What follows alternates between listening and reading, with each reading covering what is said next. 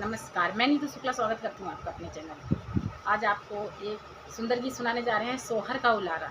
गीत पूरा सुनिएगा, वीडियो स्किप ना कीजिएगा। चैनल पर नए हैं तो चैनल को सब्सक्राइब कीजिएगा। अरे कमरिया के पीर सैया सहा नहीं जाला, कमरिया के पीर सैया सहा नहीं जाला, कमरिया के पीर सैया सहा जाला। पहली पीर जैसा बरछी लगत है, पहली पीर जैसा बरछी लगत, दूसरी पीर सैया तार चटकाला, कमरिया के पीर राजा सहान जाला, कमरिया के पीर सैया सहान जाला, कमरिया के पीर सैया।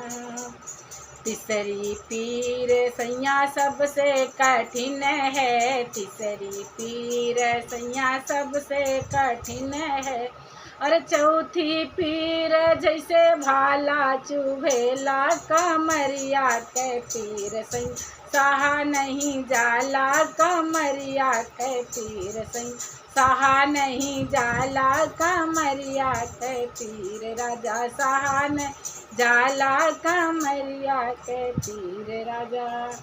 अरे पचई पीर सैया बात न आवे, पचई पीर सैया बात न आवे। छठई पीर अब ललना देखाला, कमरिया के पीर राजा सहा नहीं जाला, कमरिया के पीर सैया सहा नहीं जाला, कमरिया के पीर राजा।